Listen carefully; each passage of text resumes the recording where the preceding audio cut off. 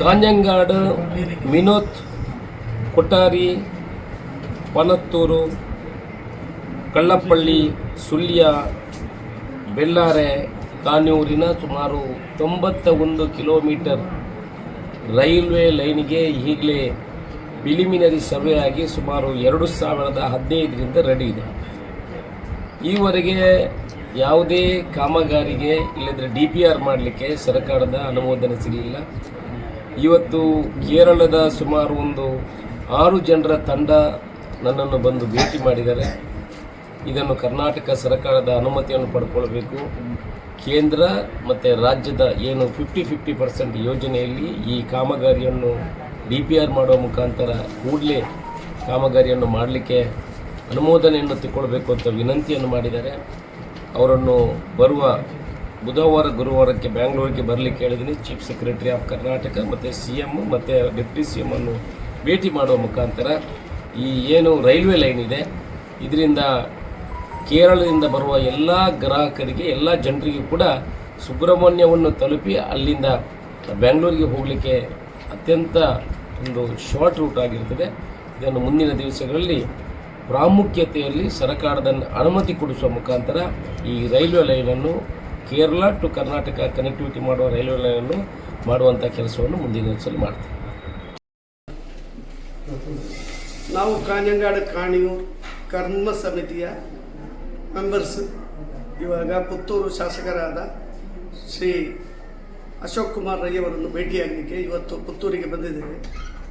ನಮ್ಮ ಒಟ್ಟಿಗಿರೋದು ಬೆಟ್ಟ ಜಯರಾಮನ್, ಹಾಗೆ ಕಾಂಜಂಗಾಡು ಕಾಣಿಯೂರು ಪ್ರಾಜೆಕ್ಟಿನ ಎಕ್ಸಿಕ್ಯೂಟಿವ್ ಮೆಂಬರ್ಸ್ ಆದ advocate MC Jose, Shri Hameed Haji, Shri R Suryanarayana Bhat, Shri Kunhikannan Kakkanath master, ಹಾಗೆ ಮೊಹಮ್ಮದ್, ಹಾಗೆ ಕಾಂಜಂಗಾಡಿಂದ ನಾವು 6 ಮಂದಿ ಜನ ಬಂದಿದ್ದೇವೆ. ಕಾಂಜಂಗಾಡು ಕಾಣಿಯೂರು ಪ್ರಾಜೆಕ್ಟ್ 2008ರಲ್ಲಿ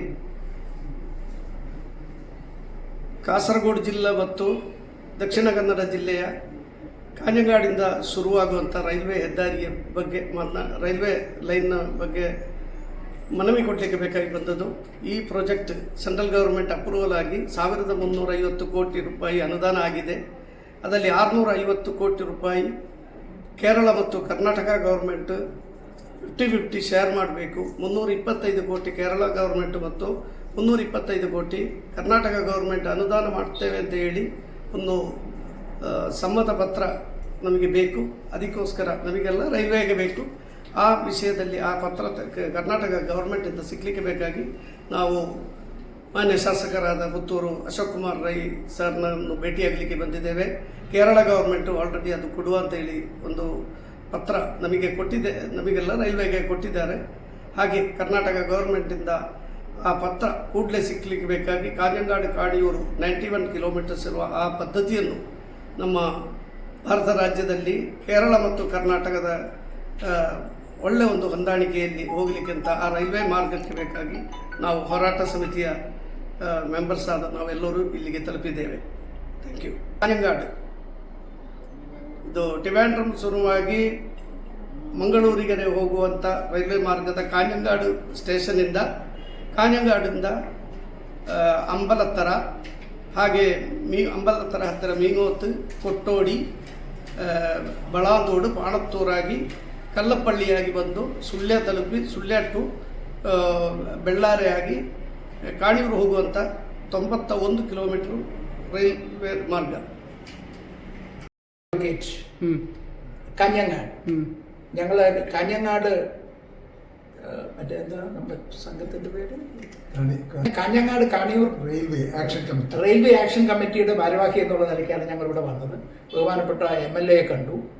അപ്പോൾ കാഞ്ഞങ്ങാട് കാണിയൂർ പാത അത് പാണത്തൂർ വരെ കേരളത്തിൻ്റെ ബോർഡറുണ്ട്. പാണത്തൂർ മുതൽ കാണിയൂർ വരെ കർണാടകയിലുമാണ്.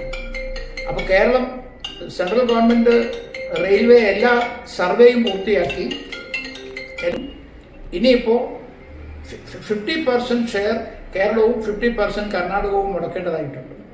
അതിൽ കേരളത്തിൻ്റെ കൺസെൻറ്റ് കൊടുത്തു, കർണാടകയുടെ കൺസെൻറ്റ് ലഭിക്കേണ്ടതായിട്ടുണ്ട്. അത് ബഹുമാനപ്പെട്ട MLA ഞങ്ങൾ ഇന്ന് കണ്ട് സംസാരിക്കുകയും അദ്ദേഹം അതിന് മുൻകൈ എടുക്കാമെന്ന് സമ്മതിച്ചിട്ടുണ്ട്.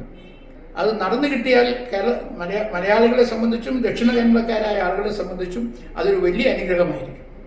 പ്രത്യേകിച്ച് നമ്മളുടെ ക്ഷേത്രങ്ങളിലൂടെ കടന്നു പോകുന്ന സുബ്രഹ്മണ്യ ക്ഷേത്രത്തിൻ്റെ ഏറ്റവും സമീപത്തു കൂടിയാണ് ആ റെയിൽ ലൈൻ വരുന്നത്.